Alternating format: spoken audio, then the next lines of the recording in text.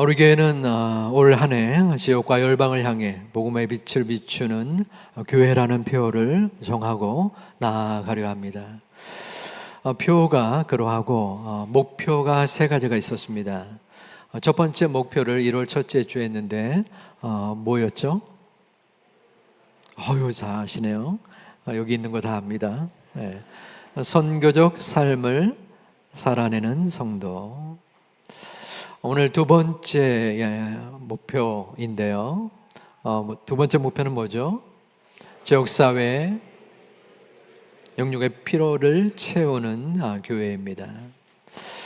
어떻게 해야 지역사회 영육의 필요를 채우는가, 혹은 어떠한 마음으로 채울 수 있는가, 말씀을 통하여 은혜를 나누어 보고자 합니다. 하나님께서 아브라함에게 1절에 명령을 내리십니다. 너는 너의 고향과 친척과 아버지의 집을 떠나 내가 내게 보여줄 땅으로 가라. 작은 집에 살고 있었는데 하나님이 갑작스럽게 야, 너 큰 집으로, 큰 아파트로 이사를 가라 하면 얼마나 좋겠습니까? 큰 복이 되겠죠. 그런데 오늘 명령은 고향을 떠나라는 것이었습니다. 당시에 씨앗 공동체입니다. 농경사회였어요. 우리나라 옛날처럼 그 농촌 지역에 밥 숟가락 하나가 있는지를, 몇 개가 있는지를 잘 아는 그러한 공동체의 고향이라는 것은 단순한 지역 개념이 아닙니다. 그 모든 것을 피땀 흘려 이룬 안식처요 경제적 기반이었습니다. 그런데 그곳을 떠나라는 것은 그 모든 것을 포기하라는 말과 같습니다. 그래도 고향을 떠날 수는 있겠습니다. 더 좋은 곳으로, 더 좋은 집과 환경을 나에게 주신다면 그 정도의 손해는 감수할 수 있을 듯합니다. 하지만 하나님께서는 그 어떠한 지명도 거론하지 않으셨습니다. 그저 내가 가라고 할 그 땅으로 가라. 그러면 그 땅이 신도시이고 또 신축 아파트가 너에게 준비되어 있고 그쪽은 학군도 괜찮고 조금 있다가 스타필드도 입주할 거니까 그렇게 가라 하면은 그 정도 해야지 구미가 당기지 않겠습니까? 하지만 당시에 가나안은 풍요로운 땅이라고 했지만은 적어도 아브라함을 위해 준비된 것은 아무것도 없었습니다. 더구나 치안이 불안정한 때였기 때문에 가나안으로 가는 중간에 목숨을 잃을 수도 있었어요. 그럼에도 불구하고 아브라함은 하나님의 말씀을 전적으로 순종하고 받아들입니다. 그 어떠한 판단을 하지 않았어요. 왜 그랬을까요? 그 말씀을 하신 이가 여호와 하나님이기 때문이었습니다.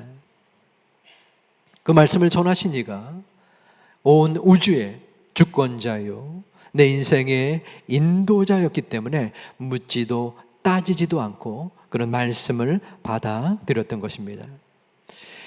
2절에서 하나님은 구체적인 복을 증거합니다. 내가 너로 큰 민족을 이루고 내게 복을 주어 내 이름을 창대하게 하리니 너는 복이 될지라. 여기서 두 가지의 복을 내립니다. 첫 번째는 내 민족이 번성하게 될 것이다. 당시 아브라함은 자식이 없었습니다. 나이가 75세였어요. 아무런 의학적으로는 아이를 낳을 수 없는 시점이었습니다. 그런데 그 아브라함에게 내 후손을 얻을 것이요 그 후손이 민족을 이루고 번성하겠다라고 하시는 것이에요. 두 번째 복은 내 이름이 창대케 될 것이다. 이름이 창대케 된다는 것은 그 이름이 온 만방에 드높아진다는 것이었습니다. 실제로 아브라함은 그 후손이 번성하여 큰 민족을 이루었고 또 하나님의 친구 만국의 아비라는 아름다운 귀한 이름을 실제로 받았습니다. 하나님의 복을 얻게 된 것이죠. 이 세상에서 복을 원치 않는 사람은 아무도 없을 것입니다. 저와 여러분, 또 믿는 모두도 마찬가지입니다. 우리 한국교회는 1950년대부터 60년대, 70년대에 이어서 한국 사회의 경제적 어려움과 맞물려서 이 하나님의 복을 강조했습니다. 그 결과적으로 교회는 역동적이고 또한 긍정적인 성장의 은혜를 입었습니다. 하지만 점차적으로 그 구원의 복음, 축복의 복음이 변질되기 시작했습니다.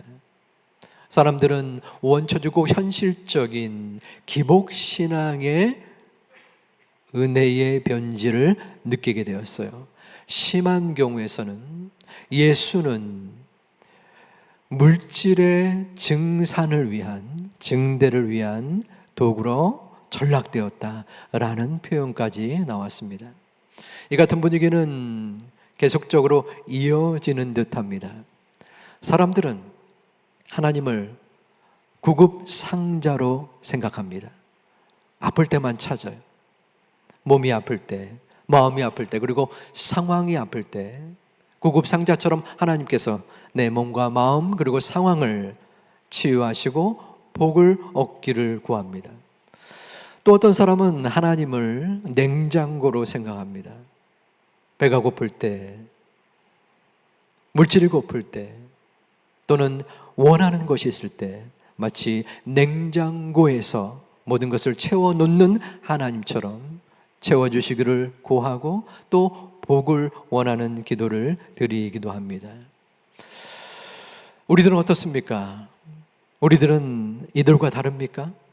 혹시 우리 또한 하나님을 구급상자로, 냉장고로 생각하며 하나님을 이용하여서 복을 달라고 여기는 존재가 우리들은 아닙니까? 우리는 복에 대하여 내 자신의 입장에서, 관점에서 생각합니다. 복을 하나님께서 나에게 분명히 주실 것이다. 내 욕심이죠. 하지만 복은 사람이 만드는 것이 아니라 하나님이 전적으로 만드시고 하나님의 주권 속에서 허락하시는 것입니다. 나의 복에 대한 생각과 하나님의 복이 같은가 우리는 점검을 해봐야 합니다. 요즘 어린아이들 또 다음 세대들이 바라고 추구하는 것이 여러 가지가 있지만 그 중에 하나는 스마트폰 또 게임인 듯 싶습니다. 어떨 때는 과몰입해서 부모에게 계속적으로 요구하고 또 그것을 향하여 요청하기도 합니다. 자, 부모 입장에서 아이가 간절히 원한다고 아이에게는 그 게임을 하는 것이 복일 수 있어요. 하지만 그것을 다 허락할 수 있겠습니까?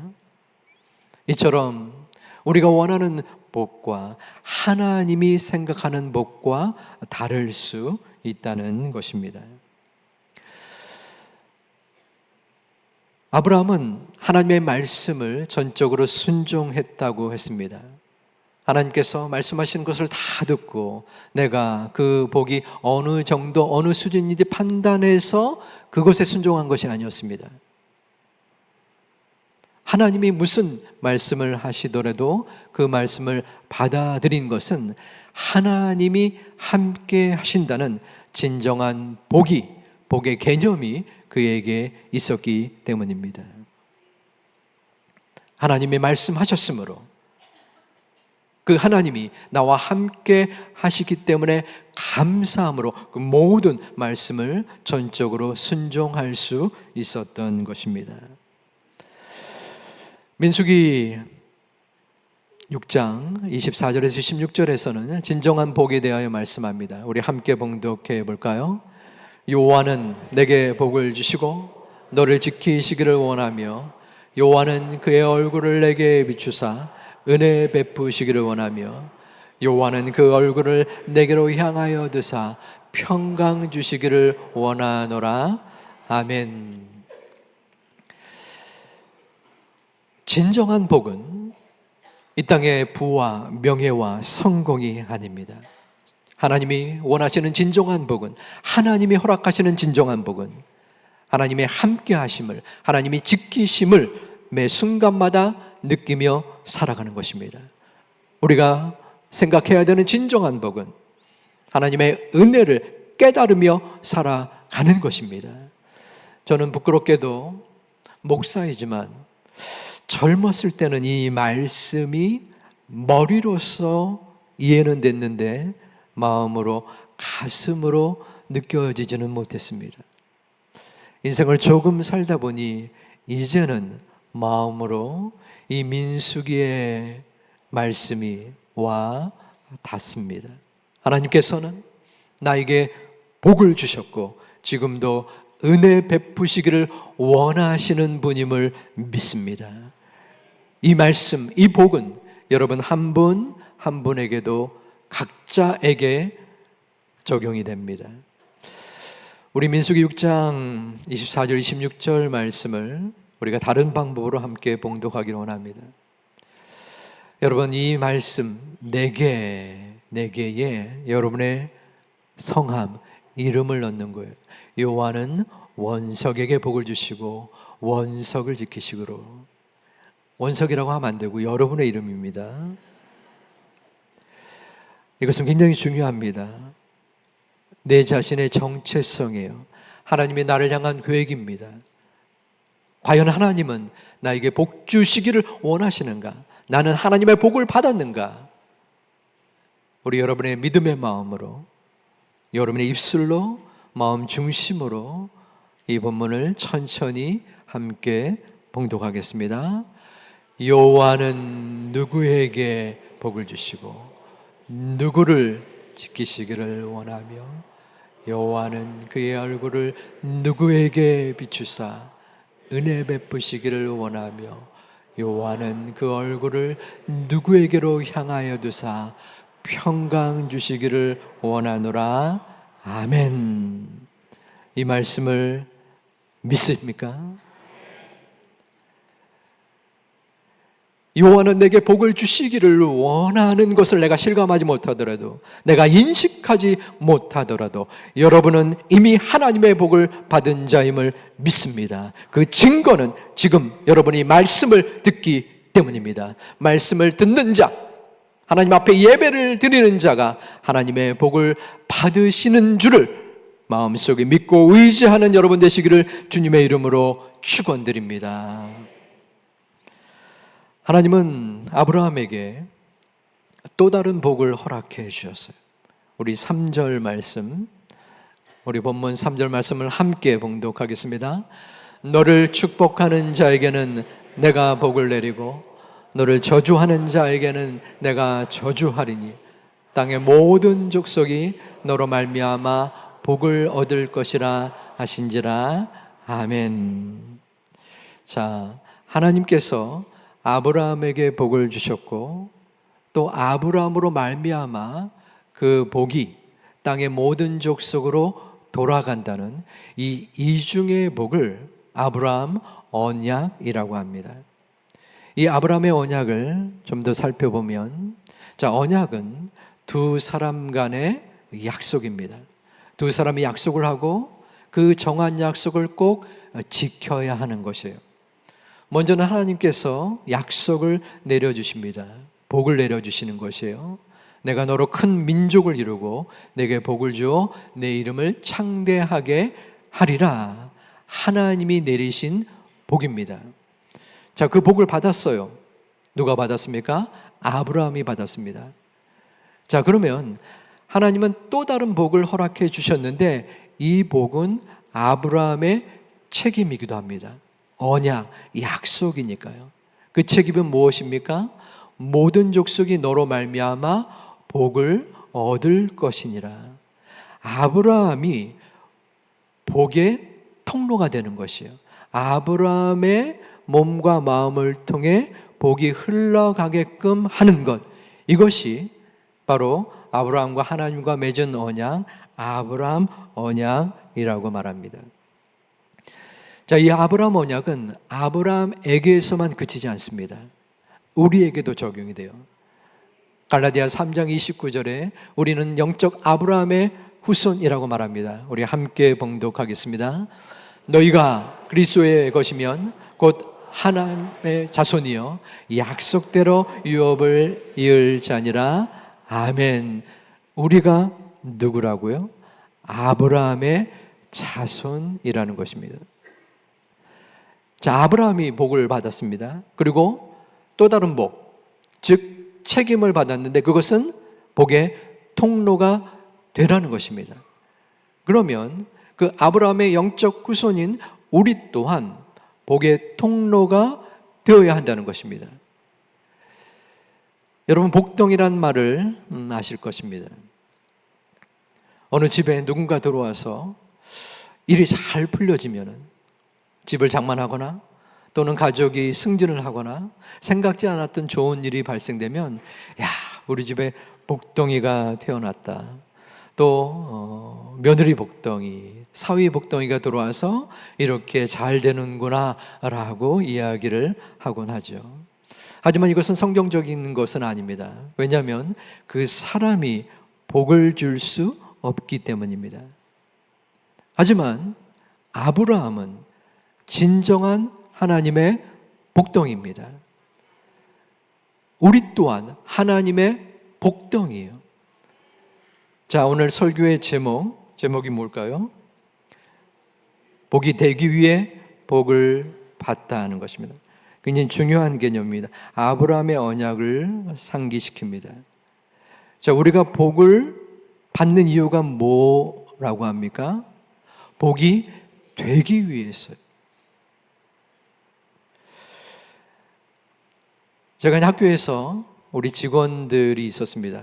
근데 어떤 직원은 그 맡겨진 역할들이 있지 않습니까? 예를 들어 총무처면 그 총무처의 직원들을 잘 관리하고 또 이끄는 역할을 해야 되는데 그 주임되는 사람은 그 역할을 안 하고 자기 일만, 그러니까 자기 실속만 차리는 역할을 하는 경우가 있었어요. 전문용어로 뺀질이라고 하죠. 얼마나 속이 터지겠습니까? 분명히 그 역할을 맡겨주었는데 그 역할을 하지 않는 거예요. 그냥 자기 혼자 자기 실속만 차리는 거예요. 우리는 혹시 영적인 뺀질이의 모습이 있지는 않을까요? 하나님 우리에게 복을 주셨습니다. 그런데 복을 왜 주셨습니까? 복이 되기 위해서 주신 것이에요. 물론 복을 받으면 좋죠. 하지만 영적인 우리의 시선을 다시 한번 돌아보아야 합니다.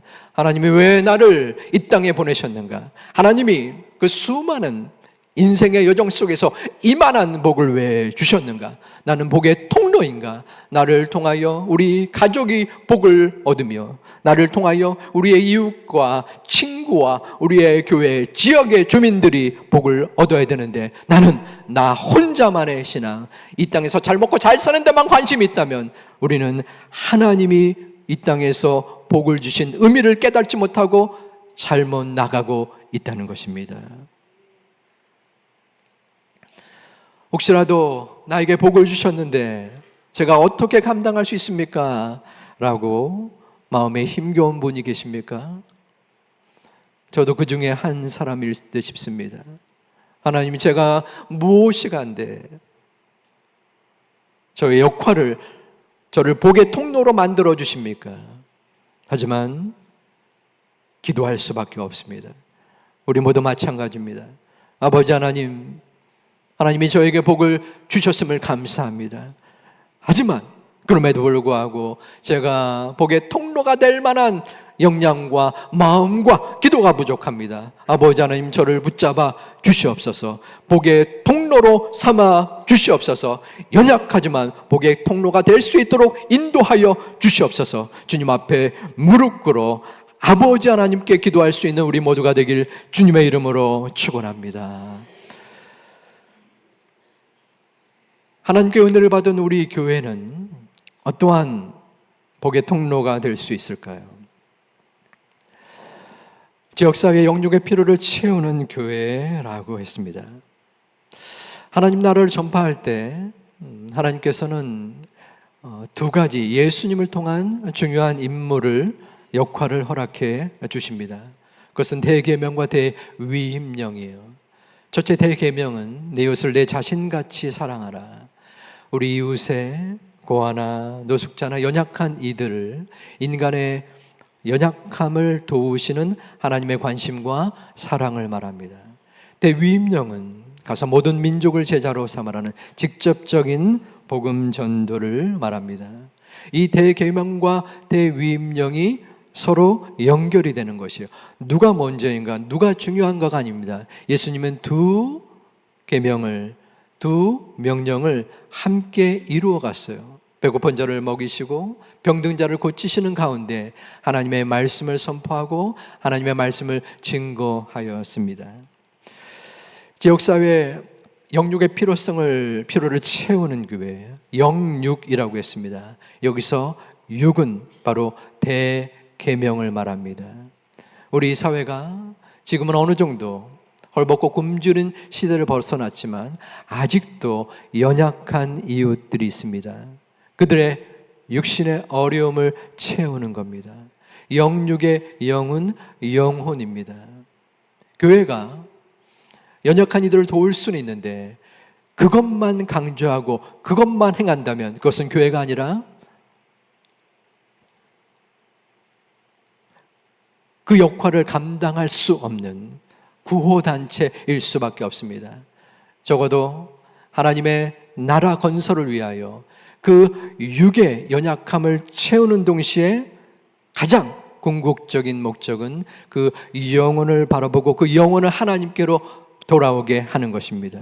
그 영혼 구원의 우선적인 순위는 무엇입니까? 첫 번째는 우리의 가족입니다.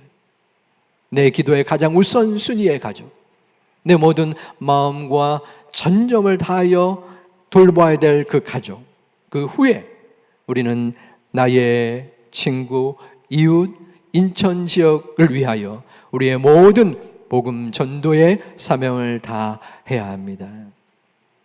제6회는 지금까지 지역사회 영육의 필요를 채우는 교회로서의 충실한 역할을 감당했습니다. 이것은 제가 담임 목사로서가 아니라 교회 밖에 있을 때부터 제1교회는 모범적인 교회요, 지역사회에 도움이 되는 교회로 한국교회 위에 알려졌습니다. 이제 계속적인 그 흐름을 이어받아 더욱더 지역교회 또한 지역의 영육의 필요성을 채울 수 있는, 채워나가는 그러한 역할을 충성스럽게 감당할 수 있는 제2가족과 제2교회가 되기를 주님의 이름으로 축원합니다. 우리가 알고 있는 가장 위대하고 아름다운 복덩이는 바로 예수 그리스도입니다. 예수님은 자신의 생명을 포기하면서까지 이 땅에 오셔서 이 모든 이들에게 복을 허락해 주셨습니다. 그 혜택을 받은 이들이 바로 우리들입니다. 우리는 유대인이 아니에요. 성경적인 관점에서 우리는 이방인입니다. 이방인에게 복음을 전하지 않았으면, 열방을 향하여 그 복음을 증거하지 않았으면 우리는 지금 여기서 예배를 드릴 수 없었을 것입니다. 우리는 누구보다도 그 어떠한 고초와 괴로움 속에서도 하나님의 복을 받은 자들입니다. 그 복 받은 자들이 가만히 아무런 역할도 하지 않고 나 혼자만의 신앙, 나 혼자만의 행복 속에 머물러 있다면 그것은 하나님이 우리에게 복을 주신 그 목적을 상실한 자들인 것입니다. 우리는 하나님의 사랑받은 자, 하나님의 형상으로 지음받은 하나님의 복된 자들임을 믿습니다. 그 복된 자들이 한데 모여 예배 드리며 말씀을 듣고 그 복된 기운과 마음을 이 열방 위에 퍼져 나가야 합니다. 그리고 우리의 지역사회의 모든 수고와 어려움을 헤쳐나갈 것이 바로 우리의 사명이요 책임이요 또 다른 복인 것입니다. 귀한 제2교회의 우리 성도님들이 이 말씀을 기억하며 나의 복은 무엇인가? 나는 이 받은 복을 바라보고 어떠한 역할을 해야 되는가? 우리 교회는 어떻게 방향을 나아가야 할 것인가? 고민하고 실천할 수 있는 우리 모두가 되시기를 주님의 이름으로 축원합니다.